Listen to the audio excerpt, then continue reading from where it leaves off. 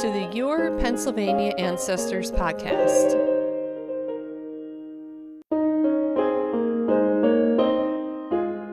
This is Denise, and in this week's episode, I talk with Amy Welch, president of the Western Pennsylvania Genealogical Society, and Marilyn Holt, who's the manager of the Pennsylvania department at the Carnegie Library.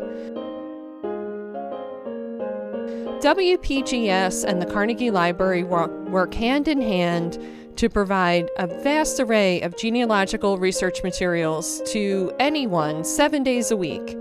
Listen in and find out exactly what WPGS has to offer for you.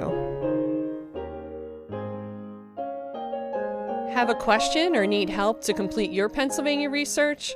I'd love for you to record an audio so we can use it on a future episode of the podcast. Go over to www.paancestors.com and click Leave a Question.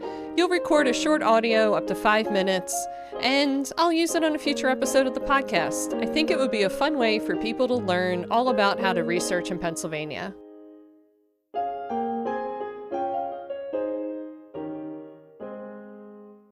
This week on the podcast, we have the Western Pennsylvania Genealogical Society, and we're really fortunate to have both the president of the society and the manager of the Pennsylvania room at the Carnegie Library join us. So Amy and Marilyn, welcome to the podcast, and please introduce yourselves. Tell us about the society and your roles. Sure. My name is Amy Welch, and I am currently the president of the board for Western Pennsylvania Genealogical Society, which we'll call WPGS going forward, just for ease of getting the words out. And we're a regional genealogical society. We cover the 26 counties that make up the western part of Pennsylvania. So we have, we're centered in Pittsburgh, which is in Allegheny County, but we also cover all the way up to Erie, all the way down into the southern counties, Greene, Fayette, Somerset, and all the way over to the Ohio border. So we are covering quite a bit of ground. Hi, I am Marilyn Holt, and I am the Library Services Manager of the Pennsylvania Department of the Carnegie Library of Pittsburgh. And we are the home of WPGS, and so we share space with them. And our collections are here together, and they've been with us for many years now. And it's a very comfortable partnership because we are the local history room for the Carnegie Library. We have also become the family history room, which often happens in a large urban facility. And so we work together, and our collections complement one another, and we share many volunteers, so it's a very comfortable relationship that we have. Yeah, I think the fun part, too, for people, if they haven't visited WPGS, their home base there at the Carnegie Library, you get to go to the Carnegie Library. It's it's a great facility just by itself. That whole complex there.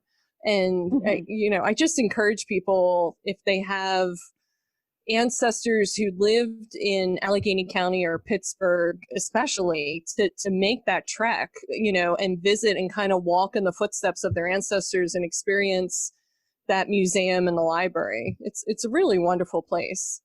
We're thrilled to be here, so it's great. One-stop shopping for genealogy. I think one-stop shopping for genealogy is underrated, definitely. Also over-promising a little bit, but you get the idea. No, I don't think so at all. I stopped in there. I came out to the GRIP Institute, GRIP, what is it? Genealogical Research Institute of Pittsburgh, I guess is the non-acronym version. And I was like, well, I got to stop at the Carnegie Library because, one, it's the Carnegie Library, and two, to see what WPGS had. And it's a phenomenal collection. I mean, you really do cover 26 counties. You didn't favor one over the other, which is really great. It's really, really great. Our librarian, who just retired, and we're actually transitioning to a new librarian for the society. She was our librarian for over 30 years. So she spent quite a bit of time building that collection and kind of seeking out lesser known materials at different conferences and through different publishers. So we're pretty happy with the collection. That's great. And just for people that don't realize, I mean, it's at the Carnegie Library is a public library, and to come and use the collection, it's free, correct? Yeah, that's right. Absolutely.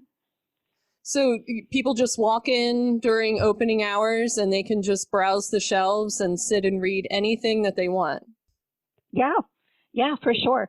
We do have, for WPGS, there are members-only resources that are members-only, whether you're in the building or at home in your jammies. But the library itself, those print materials, are open to anyone to come in and use, member or not. Oh, that's fantastic.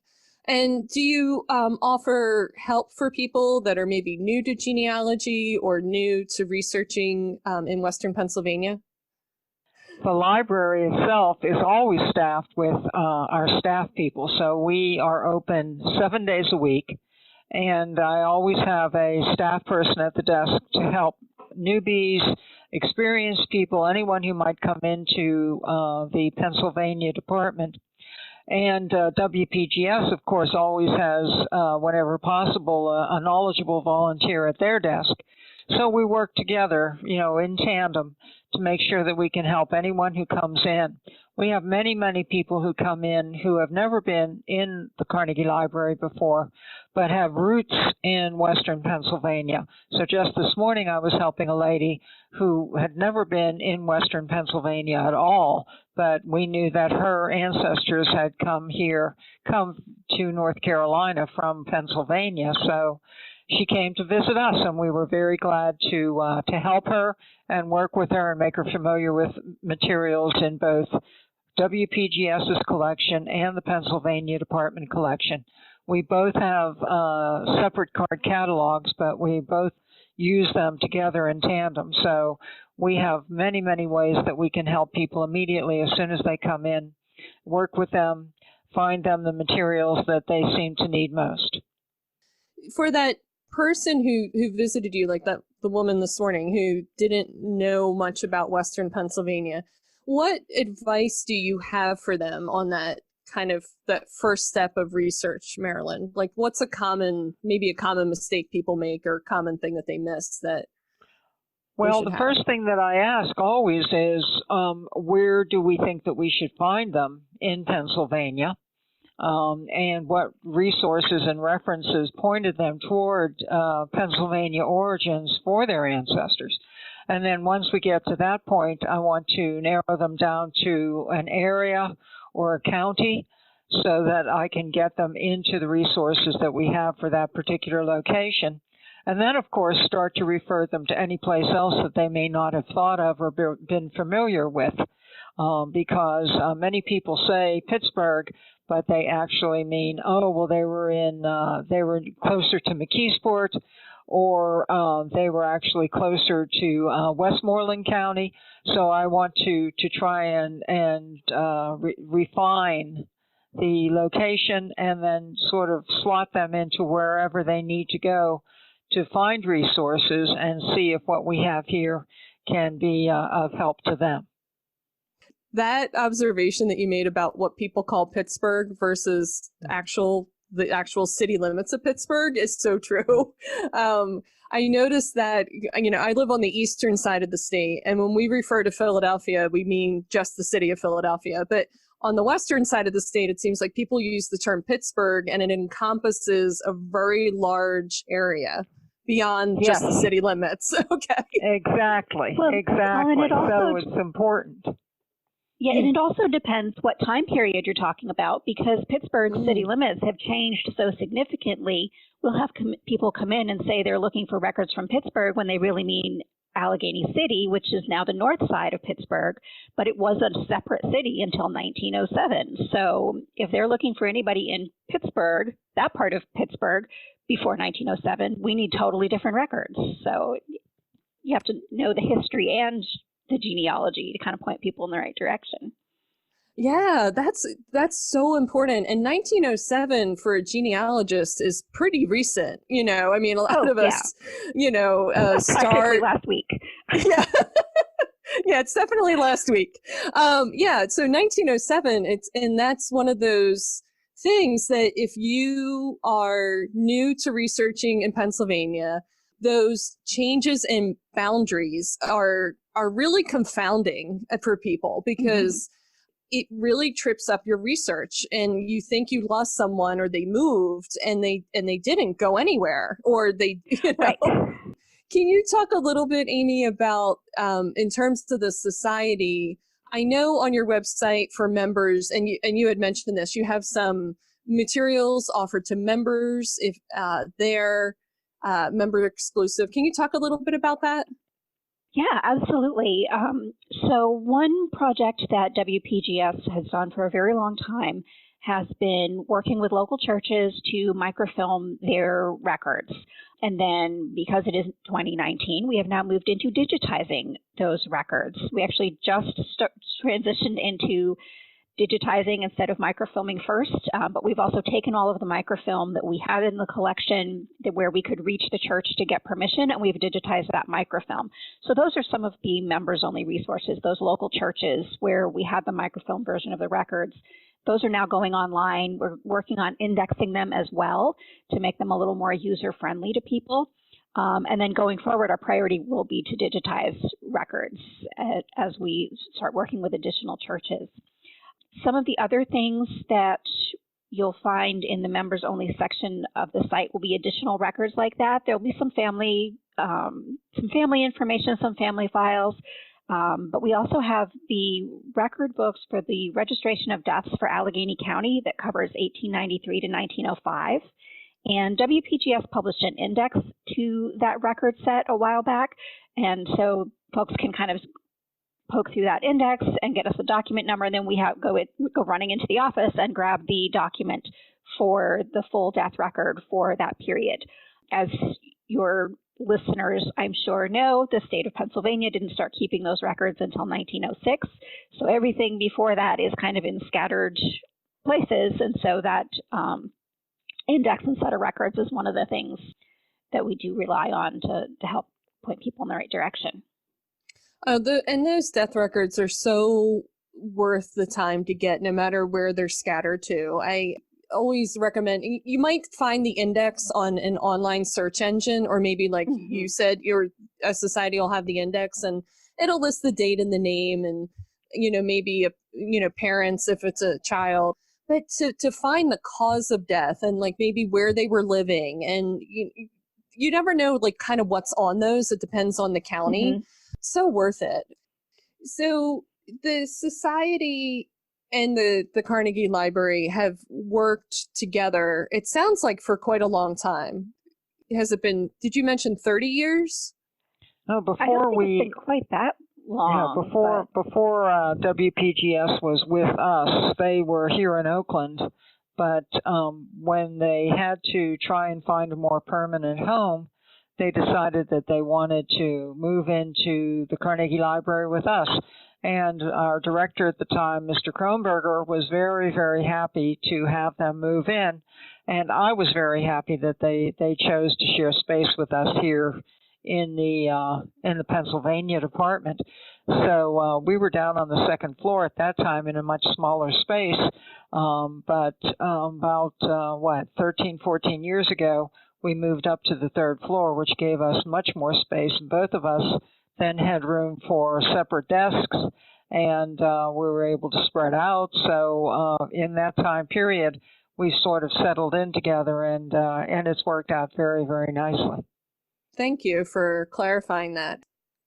I don't know if you want to call it a public-private partnership, but definitely those partnerships are wonderful, where the society has a home in a public space and people can access them much easier. It seems like that happens more frequently in the center to the western part of Pennsylvania versus the eastern part of Pennsylvania. The eastern part of Pennsylvania seems to be private nonprofit societies or archives that have their own places, and there isn't anything in public libraries. It's like we're two different states in Pennsylvania sometimes. Yeah, I've been to other libraries. I know in Columbus, kind of county genealogical society. I think it's Franklin County in Columbus. They're headquartered out of the main library in Columbus in their genealogy department. But I know they have volunteers who are available less frequently than our volunteers. So it's hard when it's volunteer-based because then you can only be available certain hours or certain days. But with this partnership, even if we don't have a volunteer available, people can still come in and get to a lot of our resources. And because we are sharing space, we try not to collect the same things in both libraries. And then full disclosure, my day job is working with Marilyn in the Pennsylvania department. So it just depends which hat I'm wearing on any given day, which job I'm doing. But yeah, we have a limited space, even though we've got a whole floor to ourselves. So we try not to have the same things, so that when someone is looking at one shelf, they know they're not going to be turning around to look at the other shelf and just seeing a repeat of the materials. But yeah, exactly. I think that's that's so important for people to feel like they have a good selection of what's there. I wanted to ask too, so if people had ancestors on the eastern part or center part of Pennsylvania and they traveled, like in the 1800s, early 1800s especially, traveled through the western part of Pennsylvania to get to Ohio or Indiana. Do you have things to help people with that migration?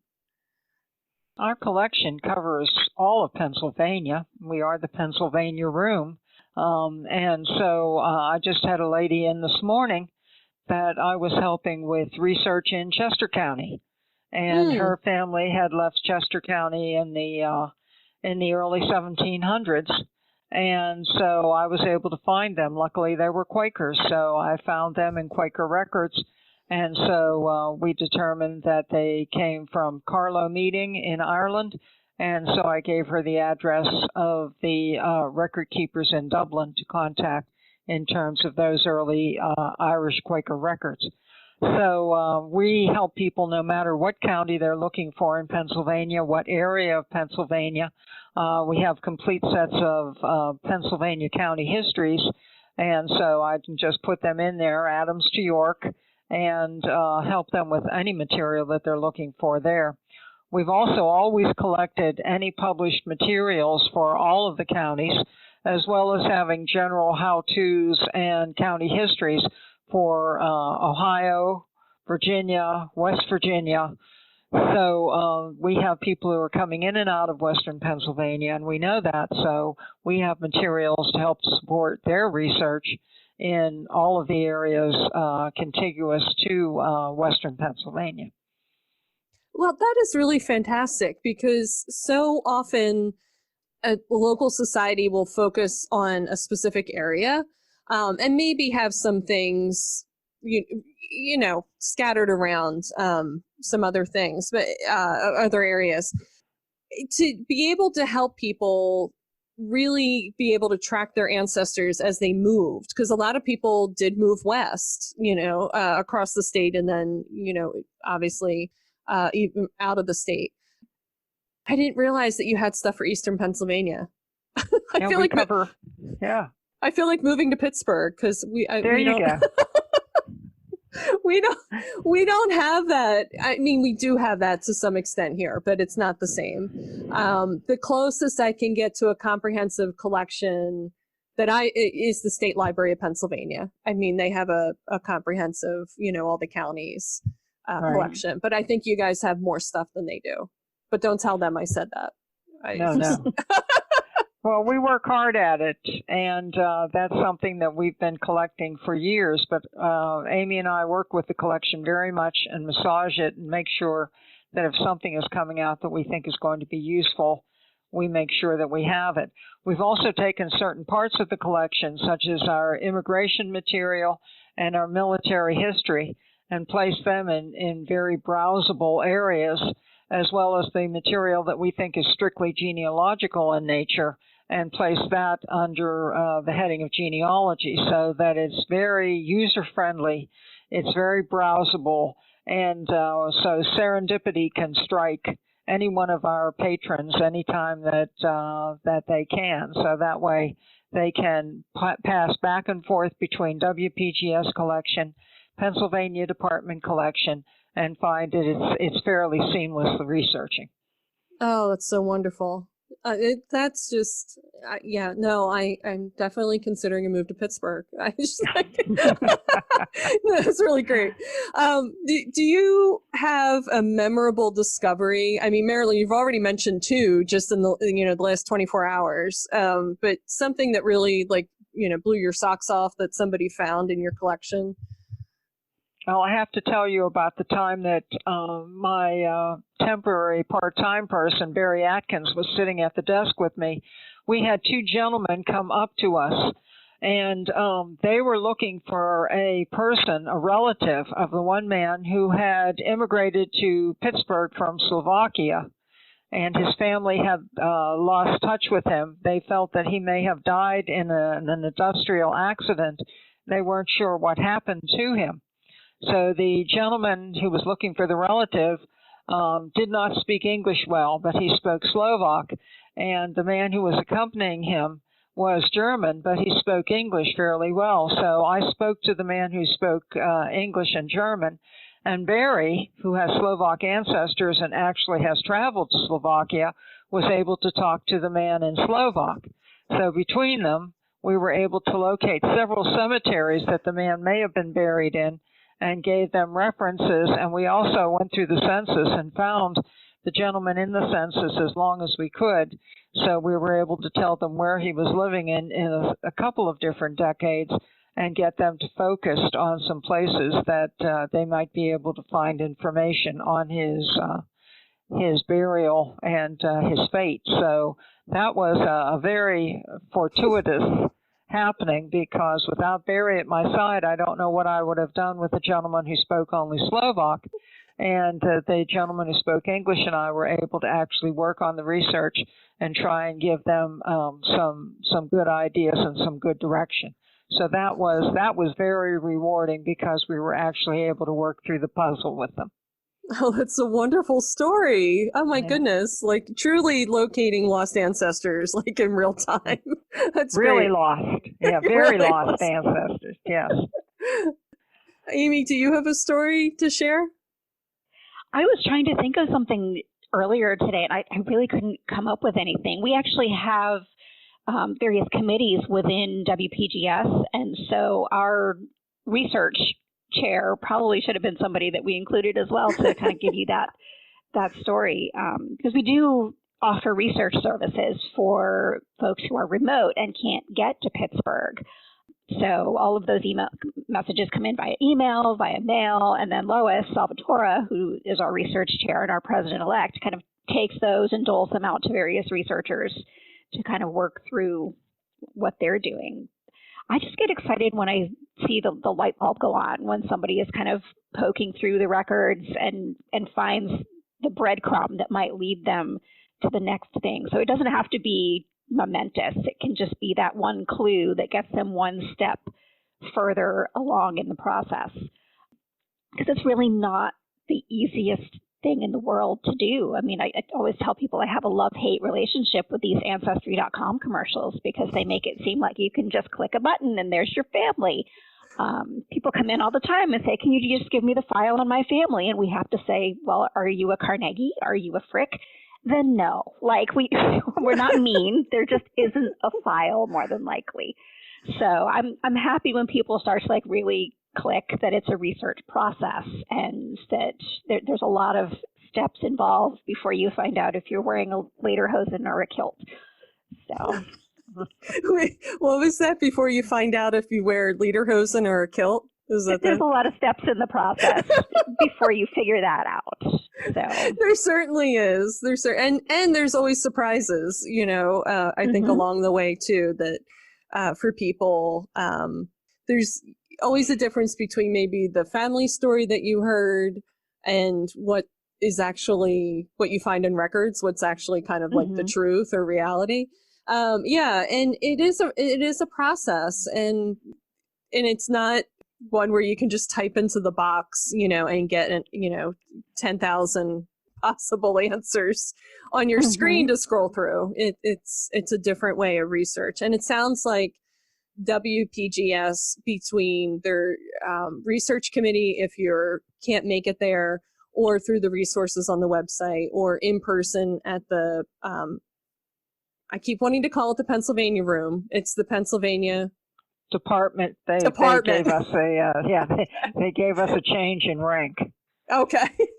the Pennsylvania department, that people can get some help to transition from online research to in-person research with records and indexes, because it is a different experience. So between the two organizations, we do try to offer a fair amount of educational programming as well. WPGS has programs 8 months out of the year. So on the second Saturday of every month in the fall and the spring, we do have a speaker come in and talk on any number of genealogy related topics. So we've used that Saturday morning program to talk about beginning genealogy. We've used it to talk about changes to the ancestry DNA features on the website. We've talked about Irish genealogy. We've done Eastern European genealogy. So we kind of feel out what is of interest to the people coming to the programs, as well as where there might be gaps in knowledge. And then in October, the library and WPGS partnered to put on, I think we had 20 different programs in October for Family History Month this year. And we rope in people from all over the library and all over the region to come in and do talks during that time period. So we try to give people the tools they can use kind of on their own, as well as sitting down with people for one-on-one help. That's wonderful. You guys provide an excellent educational background too, for folks. Although you're one organization that covers 26 counties, there's also many genealogical societies in the counties surrounding Pittsburgh, which also run programs. So, and you advertise or show those in your, is it bi-monthly newsletter? Bi-monthly. Yeah, bi-monthly newsletter, which is well worth the price of membership to WPGS just alone. The newsletter is fantastic. The online resources are fantastic.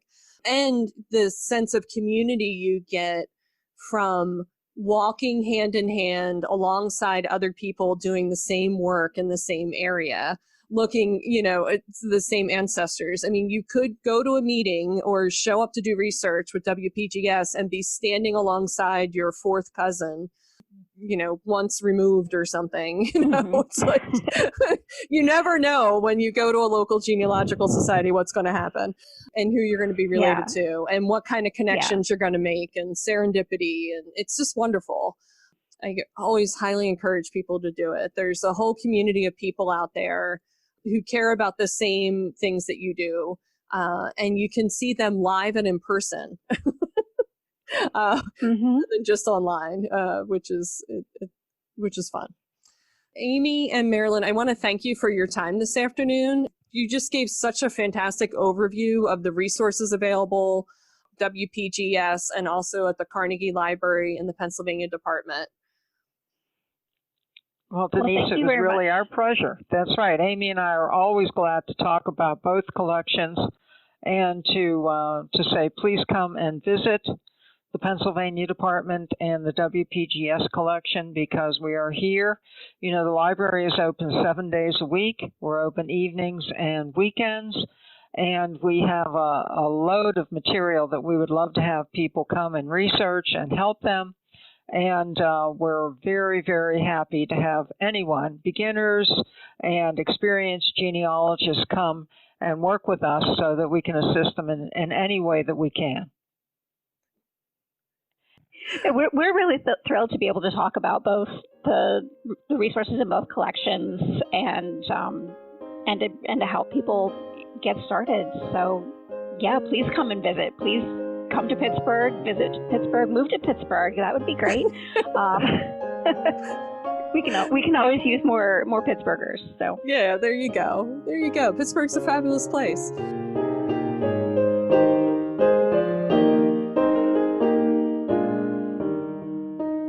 I want to thank Amy and Marilyn once again for sharing everything that WPGS has to offer. If you live within driving distance of Pittsburgh, I think you can see why you want to make a beeline to that library and just really dig into the materials that they have. But you can also get that expert advice and tips to make your research just a little bit easier and a little deeper. Thank you for listening, and don't forget to subscribe so you don't miss next week's episode. And I'd love a review on iTunes because that'll help other people find the podcast. Thanks again.